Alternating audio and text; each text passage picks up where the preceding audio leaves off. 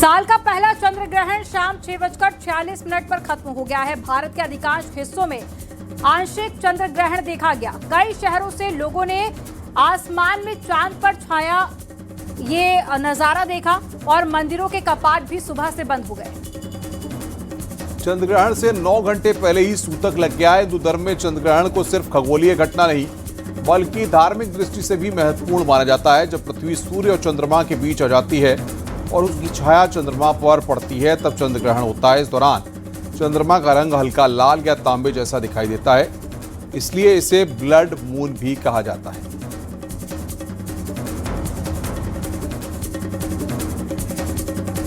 तो ये 3 तस्वीरें आप पहली दिल्ली की तस्वीर देख रहे हैं, इंडिया गेट की तस्वीर, और यहां से कैद किया गया है कैमरे में। दूसरी लखनऊ की तस्वीर और तीसरी तस्वीर आप चंडीगढ़ की देख रहे हैं।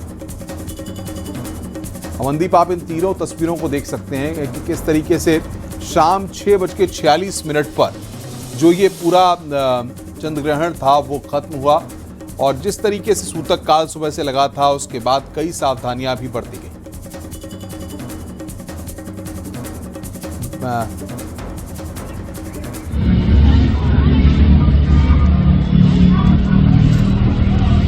पर आपको चांद के ऊपर जो असर हुआ है ग्रहण का वो साफ तौर पर नजर आएगा। अलग अलग हिस्सों में आंशिक से लेकर कई जगह पर ज्यादा भी इसका असर देखा गया। सुबह से मंदिर के कपाट बंद रहे थे 6:20 से शाम को 6:47 तक सूतक काल चला। हालांकि जो चंद्र ग्रहण था वो 3:20 पर शुरू हुआ था जो शाम को 6:45 तक चला और इसी वजह से आज देश भर में होली नहीं मनाई गई है। ईरान के मुद्दे पर कांग्रेस इतनी बेचैन हो गई है। सोनिया गांधी ने ईरान के supreme leader Ayatollah Ali Khamenei की टारगेट किलिंग पर एक लंबा चौड़ा आर्टिकल लिखा है। इसमें मोदी सरकार पर हमले की झड़ी लगा दी। सोनिया गांधी ने पूछा है कि पीएम मोदी खामनेई के मुद्दे पर चुप्पी साधकर क्यों बैठे हैं और इसके बाद में राहुल गांधी ने इसी आर्टिकल को सोशल मीडिया पर पोस्ट करते हुए लिखा, मौजूदा हालात में चुप रहना ये एक तरह से नेचुरल होना नहीं है। आपको इस रिपोर्ट में दिखाते हैं। बिल्कुल, जाहिर तौर पर, क्योंकि जिस तरीके से आप रिपोर्ट देखेंगे लेकिन मौजूदा हालात में जिस तरीके से है ऐसे में न्यूट्रल होना नहीं है, ये हम रिपोर्ट दिखाते हैं आपको।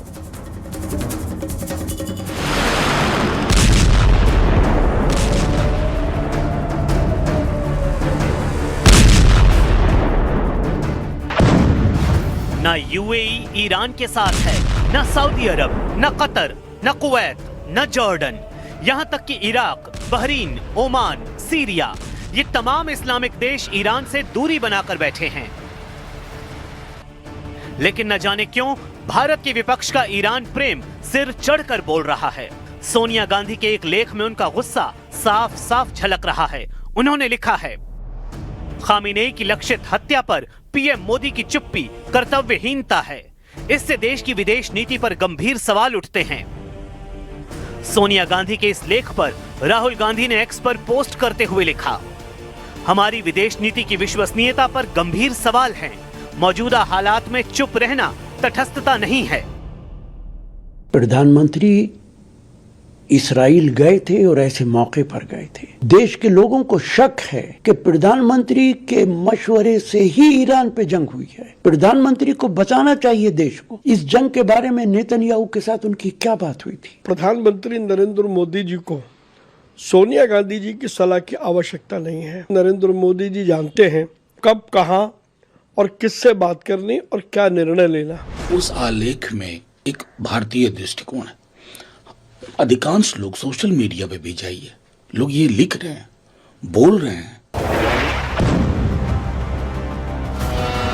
सवाल है कि आखिर कांग्रेस की मंशा क्या है?